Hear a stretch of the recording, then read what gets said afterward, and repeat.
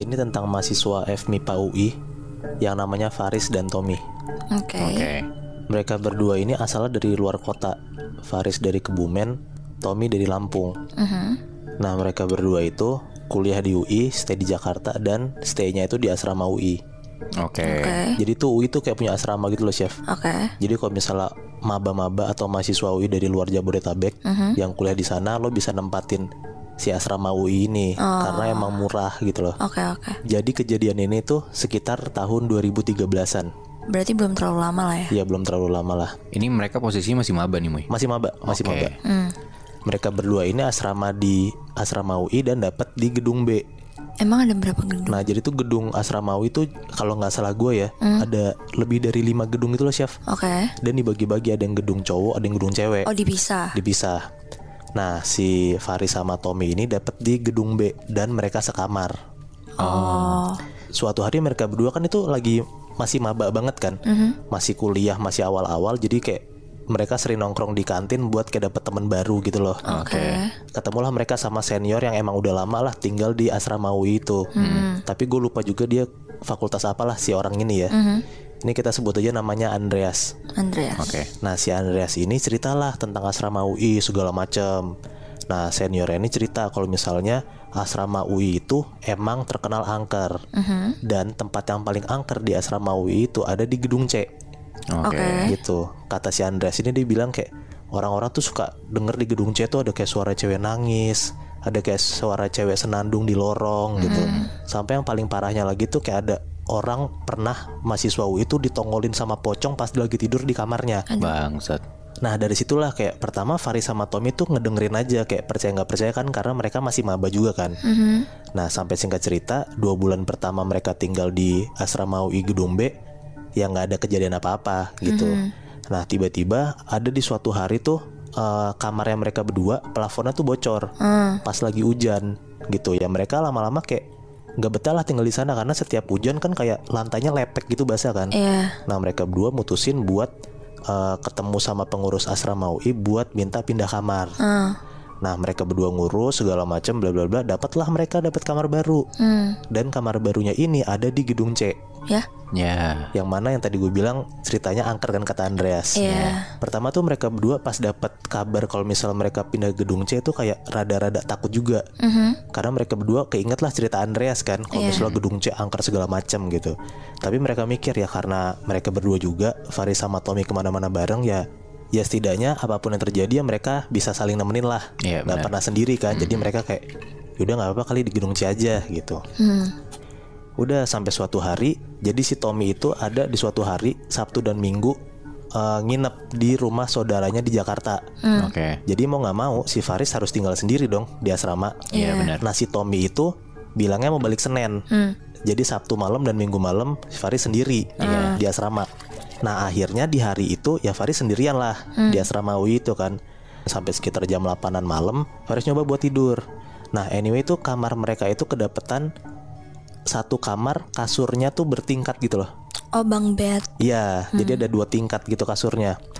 Nah, si Tommy biasa tidur di bawah, temennya ya. Si Faris biasanya tidur di atas. Nah, berarti kasur bawah kosong dong karena Tommy lagi cabut. Iya. Nah, di malam itu tuh Faris tuh ngerasa kayak susah tidur gitu.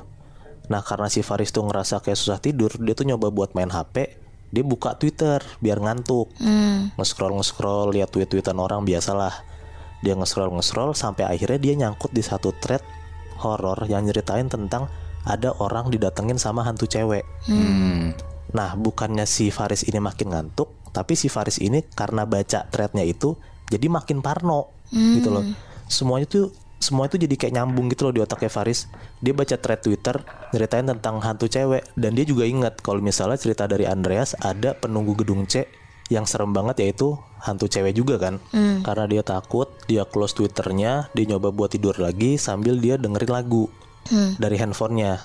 Nah, pas dia lagi nyoba tidur, kan lagunya tuh hidup kan.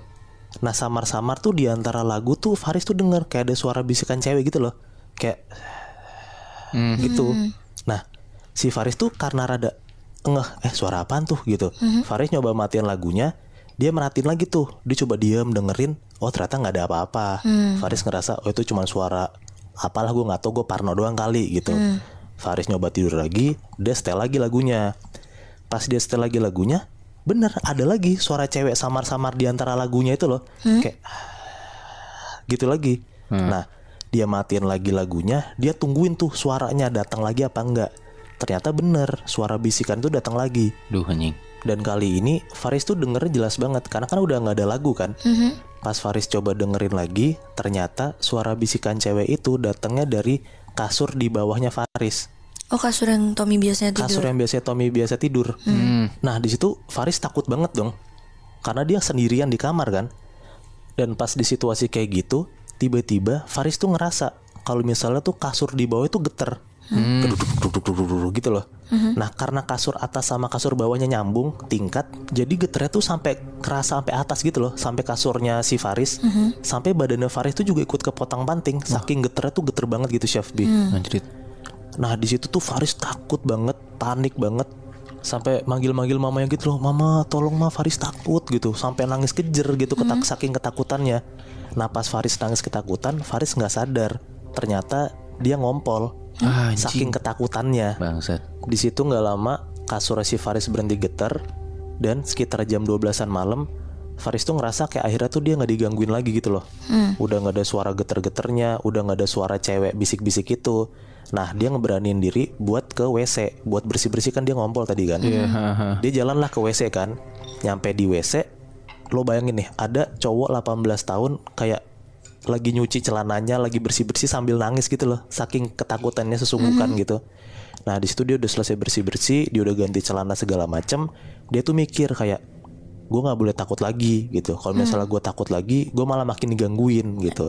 Nah sampai pada akhirnya si Faris tuh mau mikir buat balik ke kamar dan sholat. Nah jadi di kamar mandi tuh dia ngambil wudhu sekalian gitu loh. Nah akhirnya Faris balik lagi jalan ke kamar, dia masuk ke kamarnya, dia tutup kamarnya. Dan di situ tuh posisinya kamarnya Faris tuh gelap, karena dia biasa kalau tidur gelap gitu loh, matiin lampu. Nah begitu dia mau ngidupin lampu, dari ekor matanya tuh tiba-tiba dia kayak ngelihat samar-samar gitu Chef. Kayak ada orang yang lagi tidur di kasur bawah. Jadi kasurnya si Tommy.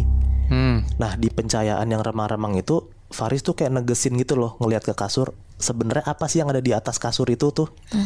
Nah ternyata pas dia lihat lebih tegas lagi, lebih jelas lagi, ternyata Faris lihat ada cewek tiduran nyamping madep ke Faris, sambil kedua tangannya itu tuh nopang pipinya gitu loh. Kebayang gak lo? Bayang. Jadi kayak tangannya jadi bantalnya dia gitu. Iya bener. Sambil kedua matanya si cewek ini melotot madep ke Faris. Duh anjing. Di situ Faris yang tadi mau ngidupin lampu jadi takut, nggak berani. Karena kalau misalnya si Faris ngidupin lampu, ya makin jelas dong sosoknya kelihatan kayak gimana kan. Bener. Di situ walaupun takut, akhirnya Faris nyoba buat ya udahlah gue sholat aja gitu. Nah kebetulan kiblatnya si kamar Faris ini madepnya ke kasur. Ya bangsa. Jadi dia harus sholat dengan madep si sosok cewek ini di depan dia dong. Ya udahlah, rakaat pertama Allahu Akbar gitu. Bener tuh Faris tuh ngerasa kayak nggak husuk sama sekali gitu loh sholatnya. Karena dia ngerasa si sosok ini tuh masih ngeliatin aja, masih melotot aja ngeliatin si Faris. Habis itu dia ruku Allahu Akbar. Di situ posisinya si Faris nunduk ke bawah dong. Iya benar. Habis itu dia bangun lagi, sami Allah liman hamidah. Pas dia bangun, ternyata sosok yang ada di depan dia hilang. Wah. Nah entah kenapa pas si sosok cewek ini hilang, dia bukannya malah ngerasa lega, tapi itu dia ngerasa malah makin panik. Karena dia ngerasa sosok itu bisa nongol entah dari mana aja kan. Benar. Iya. Nah gara-gara kepikiran kayak gitu, si Faris tuh gak sadar kalau misalnya posisi dia tuh berdiri lama banget. Ya kasarannya sholat dia udah berantakan lah gitu. Nah karena dia enggak kayak gitu, dia coba buat husuk lagi, buat lanjutin lagi sholatnya. Dia sujud tuh Allahu Akbar gitu. Dia coba fokus lagi kan. Nah pas dia lagi sujud, dia tuh ngerasa kayak di sela-sela kakinya tuh kayak ada sesuatu gitu loh Chef. Kan lo bayangin nih, kalau misalnya posisi sujud, berarti kakinya kan kayak ngangkang kebuka gitu kan. Nah si Faris tuh ngerasa jelas banget kalau misalnya tuh ada sesuatu di sela-sela kaki dia pas dia lagi sujud. Nah karena dia ngerasa ke distract kayak gitu, yang tadinya kepalanya dia pas lagi sujud nyium lantai, dia tuh mau ngelihat ke arah belakang lewat selangkangannya si Faris pas lagi sujud. Posisinya by the way si Faris tuh pakai celana panjang. Jadi kalau misalnya dia ngelongok dari selangkangannya langsung kelihatan ke belakang. Iya benar. Nah pas dia ngelongok lewat selangkangannya, ternyata bener Chef, ternyata ada sesuatu di tengah-tengah kakinya si Faris ini. Apaan? Pas dia ngelongo, ternyata ada sosok kepala hantu cewek yang tadi si Faris lihat, dan matanya tuh masih jelas melotot ke arah Faris. Jadi mereka berdua tatap-tatapan gitu lebih. Chef, bayangin jadi Faris, lo sendirian di kamar di asrama, dan tiba-tiba tuh lo bener-bener sedekat itu sama sosok hantu yang lo takutin banget. Gue nggak bisa ngebayangin sih Muy, karena kalau udah tahu temen lu bakal cabut dan lu harus tinggal sendiri, gue mending cari tempat lain yang ada teman gue sih. Sama sih. Gak mungkin sih gue bakal stay sendiri dengan fakta dimana gue tahu gedung yang gue tinggalin itu ada cerita angkernya. Jadi tahun lalu itu gue sama keempat teman gue lagi nongkrong di salah satu coffee shop yang emang punya teman gue. Namanya itu Mas Ari. Mas Ari. Iya. Oke. Nah kita itu nongkrong di coffee shopnya Mas Ari itu sampai sekitar jam 12-an malam lah. Ini di mana? Coffee shop ya? Iya. Di Jakarta. Oke. Nah sampai akhirnya karena ya udah jam 12 gitu kan, udah malam gitu untuk nongkrong di situ. Akhirnya Mas Ari ngajak gue sama 3 teman gue ini untuk pindah tempat nongkrongnya ke tempat stay-nya Mas Ari. Nah, kebetulan Mas Ari ini emang stay di kosan eksklusif di daerah Kemang. Oke. Dan emang benar pas gue nyampe sana pun emang kosannya tuh bagus banget dari dekorasinya, vibes-nya itu tuh emang yang kayak vibes Bali gitu loh, Moy Bi. Dan bahkan di lantai satunya ini tuh, BTW kosannya tuh 2 lantai gitu. Jadi di lantai satunya itu bahkan ada bekas tempat art exhibition gitu loh. Jadi lu tuh bakal bisa lihat ada patung-patung, lukisan-lukisan, gamelan-gamelan, gonggong yang emang kayak mungkin ya, gue juga nggak tahu, mungkin emang dari daerah Bali gitu. Kayak gue tahu nih kosannya nih. Nah di situ tuh kita minum-minum ada di kayak lounge open space gitu, yang emang dimana posisinya si open space ini tuh pas banget di sebelah si art exhibition ini. Oh berarti di lantai 1. Iya di lantai 1. Kita minum-minum sampai sekitar jam 2 pagian lah. Karena teman-teman gue yang lain ini, terutama yang cowok, mabuknya tuh udah pada ngaco, udah pada nggak bener lah. Akhirnya gue sama teman gue satu ini cewek namanya Joanna, ya kita lumayan agak ngerasa risih. Akhirnya gue sama Joanna memutuskan untuk pindah ke kamarnya Mas Ari. Jadi gue sama Joanna di kamar, Mas Ari sama 2 teman gue ini namanya Alex sama Putra itu masih stay di open space ini. Oke. Nah gue tuh di kamar berdua sama Joanna tuh ya kayak kita deep talk gitulah, cewek lagi berdua kan. Nah pas banget si Joanna tuh ya lagi curhat di situ tuh, ya udah nih gue ngeladenin aja, gue ngedengerin lah apa yang Joanna ceritain gitu ke gue. Sampai akhirnya di pertengahan Joanna lagi ngomong, tiba-tiba tuh gue sama Joanna tuh ngedengar ada suara gong dipukul gitu loh, bunyinya kayak deng. Di situ gue sama Joanna langsung diem, nggak ngobrol, cuman lihat-lihatan doang. Tapi kita nggak ngerespon ke bunyi itu, kita kayak oh ya udah gitu kan. Ya udah akhirnya kita lanjutin lagi ngobrol, gue ngedengerin Joanna ngomong sampai akhirnya bunyi yang tadi kita dengar, bunyi gong itu untuk kedua kalinya tuh kedengeran lagi nih sama kita. Nah tapi kali ini bunyinya tuh jauh lebih kenceng dibandingkan dari yang pertama. Akhirnya di situ gue ngomong lah ke Joanna, BTW itu tadi suaranya lebih kencang daripada yang pertama, kita cek aja yuk. Nah karena Joanna takut, akhirnya Joanna dia nyuruh gue sendiri aja untuk ngecek kan. Nah ya udah tuh akhirnya gue keluar dari kamarnya Mas Ari. Nah tapi pintunya tuh nggak gue tutup rapat gitu loh, jadi kayak masih ada kebuka dikit. Karena kan maksudnya gue cuma mau ngecek doang kan. Iya. Oh iya BTW kamarnya Mas Ari itu di lantai 1 juga. Oke. Nah ya udah akhirnya gue keluar dari kamarnya Mas Ari, ya udah gue cek ke arah si tempat bekas art exhibition itu kan. Karena gue inget, oh iya tadi gue ngeliat gong lah dari situ.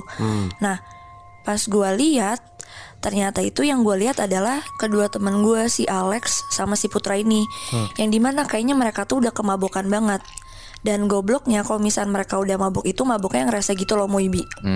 Rusuh gitu. Iya berisik. rusuh berisik. Dan ternyata emang benar yang pas gue lihat adalah si Alex sama si Putra ini tuh lagi lomba-lombaan mukul gong siapa yang paling kencang. Oh jadi suara itu dari mereka berdua. Iya mereka yang membuat suara itu tuh.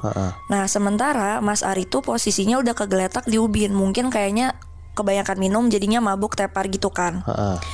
Gue ngomong ke mereka, udah jam 2 malam bego, lu jangan berisik, ini kita di tempat orang. Kalau misalnya kita ngeganggu kosan yang lain gimana gitu penghuninya. Terus juga kalian berdua ngapain mukul-mukul gong? Kita tuh orang baru di sini, kita nggak tahu itu siapa tahu barang keramat atau ada penunggunya. Kalau misal nanti kalian gimana, kalian bisa apa? Udah tuh di situ akhirnya gue ngomong ke Alex sama Putra, udahlah mendingan lo berdua nih gotong Mas Ari ke kamar gitu kan, kasihan maksudnya Mas Ari udah kegeletak kan di ubin. Nah akhirnya tuh di situ Alex ngebopong tangan kanannya Mas Ari, yang tangan kirinya tuh teman gue yang satu lagi Putra. Akhirnya kita berempat jalan pelan-pelan ke arah kamarnya Mas Ari. Nah jarak antara kamarnya Mas Ari ke open space tadi yang tempat kita minum-minum itu tuh deket lah, kurang lebih kayak sekitar 20 meteran. Nah pas gue sama 2 teman gue ini lagi jalan pelan-pelan, tiba-tiba tuh kita semua ngeliat di situ ada cewek pakai kemben merah, terus bawahnya tuh pakai kain, sama dia pakai selendang, dan dia tuh jalan ngelintas gitu dari kanan ke kiri, yang dimana kiri itu tuh tempat kamarnya Mas Ari. Jadi sosok cewek ini tuh masuk ke kamar Mas Ari gitu loh. Ya anjing.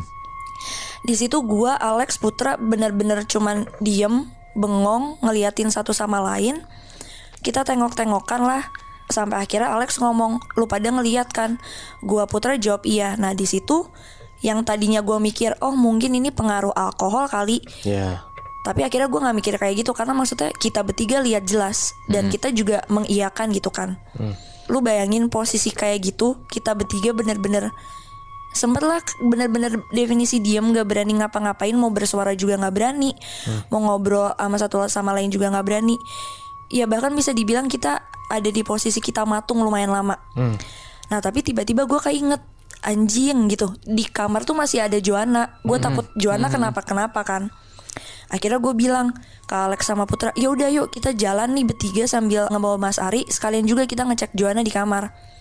Nah tapi si Alex sama Putra nggak mau karena mereka takut. Mereka ngomong, udah Syaf lu aja. Alex bilang, gini-gini badan gue gede, tatoan, tapi kalau misalnya masalah kayak gini gue nggak deh Syaf, gue takut banget. Bangsat.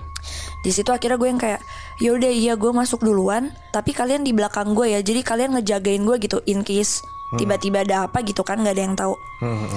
Yaudah nih, gue jalan pelan-pelan, Alex sama Putra juga ngikutin kan sambil ngebopong Mas Ari. Pas kita masuk, kita bertiga tuh ngeliat. Jadi tuh gini, sebelum gue cabut, posisi Joanna terakhir tuh lagi rebahan gitu di kasur. Nah tapi yang kali ini kita lihat adalah Joanna tuh udah berdiri di atas kasur sambil, lu tahu kan tarian Bali kayak gimana? Joanna tuh nari Bali sambil matanya tuh ya lu tahu kan mata penari Bali kayak gimana, yang kayak mendelik kanan kiri terus tangannya patah-patah gitu kan. Matanya kemana-mana gitu. Matanya kemana-mana. Nah itu yang gue lihat sama 2 teman gue lainnya, Joanna kayak gitu. Kesurupan berarti dong? Nah itu yang gue juga sama teman-teman gue pasti mikir, ya Joanna kesurupan, karena kan sebelumnya tadi sosok si cewek ini yang pakai kemben merah itu masuk ke kamar Mas Ari kan. Di situ kita bingung harus gimana. Akhirnya ya Mas Ari kita taruh dulu di kasur gitu kan. Gue bertiga, gue, Alex sama Putra beneran kayak namparin mukanya Joanna yang kayak, Joanna bangun anjir, Joanna bangun anjir, kayak lu jangan kayak gini, sumpah lu bangun, lu sadar apa, kayak intinya kayak kita semua di situ nyebut lah, nyoba untuk yang namanya nyadarin Joanna kan. Joanna tuh tapi nggak gimana-gimana, kayak Joanna nggak sadar-sadar, kayak kasarnya apa yang kita lakuin tuh nggak berpengaruh apa-apa gitu. Joanna masih tetap nari dengan yang tadi gue bilang, matanya ke kanan kiri, tangannya patah-patah gitu kan. Gue takut banget, gue nggak tahu harus gimana. 2 teman gue juga ini cowok gitu ya, kalian bayangin mereka cowok badannya gede, tapi mereka malah nangis saling pelukan karena saking takutnya. Mereka nangis-nangis depan Joanna berdua yang kayak, Joanna sadar dong, jangan kayak gini, kita berdua takut, jangan kayak gini. Nah akhirnya posisi gue berdiri tuh deket lah lumayan sama pintu kamarnya Mas Ari.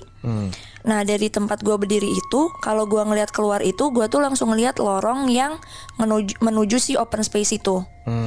Nah pas gue berdiri di situ tuh, gue nggak sengaja ngelihat keluar ke arah lorong itu. Dan di saat itu gue jelas banget ngelihat dari kejauhan, kan itu lampunya agak remang-remang gitu kan. Jadi di bawah remang-remang lampu itu tuh kayak ada sosok cowok, gak pakai baju, bawahnya pakai kain, sama di kepalanya tuh ada yang kayak, gue nggak tahu sih ini namanya apa, tapi yang kayak suka dipakai sama laki-laki orang Bali gitu loh di kepalanya. Nah, dengan kayak gitu si sosok ini tuh jalan langkahnya kecil-kecil kayak penari gitu loh. Nah di situ gue cuman bisa mikir, anjing ini mah jangan-jangan pasangan narinya yang ngerasukin teman gue gitu, si Joanna kan. Di situ gue cuman bisa teriak kayak, jangan kesini, sumpah jangan kesini. Gue sambil nangis, gue intinya itu doang yang gue selalu sebutin, jangan kesini, jangan kesini. Sampai akhirnya sosok itu hilang. Entah kenapa gue nggak tahu sosok itu hilang. Dan gue juga nggak tahu, mungkin karena gue tertekan banget atau mungkin gue saking takutnya, saking stresnya. Intinya setelah gue teriak-teriak itu gue definisi skip blank. Gue nggak inget apa-apa. Gue nggak tahu itu gue pengaruh alkohol atau mungkin karena emang gue setakut itu. Singkat cerita, tiba-tiba udah kebesokan harinya, udah pagi-pagi lah. Yang dimana di situ gue tuh tidur di kamarnya Mas Ari, dan pas gue bangun, gue tuh posisinya orang terakhir yang bangun. Kira udah dong gue keluar dari kamar Mas Ari. Gue ngeliat, oh ternyata emang benar, Alex, Putra, Joanna sama Mas Ari itu lagi duduk di tempat open space itu yang semalam kita minum-minum. Dan ternyata mereka gak cuman berempat, ada satu orang lagi. Yaudah dong, akhirnya gue nyamperin. Dan emang pas gue nyamperin, gue tuh ngeliat mereka berlima tuh lagi ngobrol gitu. BTW si orang satu ini tuh emang yang kayak security jagain kosannya inilah. Nah di situ mereka lagi ngobrol-ngobrol. Nah di situ securitynya ngasih tahu kalau misalkan apa yang dua teman gue lakuin kemarin malam itu udah definisi salah banget dan fatal banget. Karena mainin gong itu kayak, karena katanya si securitynya ini kesannya tuh di saat Alex sama Putra mukul-mukul gong itu, kita tuh kesannya kayak ngundang penunggu-penunggu di kosan itu untuk datang gitu, untuk nyamperin kita. Dikasih tahu lah juga sama si securitynya kalau misalkan di kosan ini tuh emang mistisnya tuh kerasa banget, karena yang punyanya tuh juga emang masih percaya akan hal mistis, dan juga si owner kosannya tuh juga emang megang ilmu-ilmu gitu loh. Wah anjrit. Nah karena posisinya Mas Ari yang tinggal di situ, ya pasti Mas Ari kepikiran dong kayak, gue ngekos di sini, gue nggak cuma nginep sehari 2 hari, tapi gue definisi bakal tidur tinggal di sini. Akhirnya Mas Ari nanya ke securitynya kayak, Pak ini kira-kira saya harus apa ya? Karena kan maksudnya saya tinggal di sini, saya nggak mau ada gangguan keberlanjutannya. Kayak ya intinya apa nih yang bisa saya lakuin? Akhirnya securitynya ngasih tahu, wah Mas maaf banget, kalau saran saya sih mendingan Mas pergi aja dari kosan ini. Karena yang temen Mas udah lakuin itu udah fatal banget, dan kasarnya udah ngeganggu banget penunggu-penunggu di sini. Nah makanya setelah obrolan itu, beneran obrolan itu selesai, Mas Ari beneran langsung cabut dari kosan itu.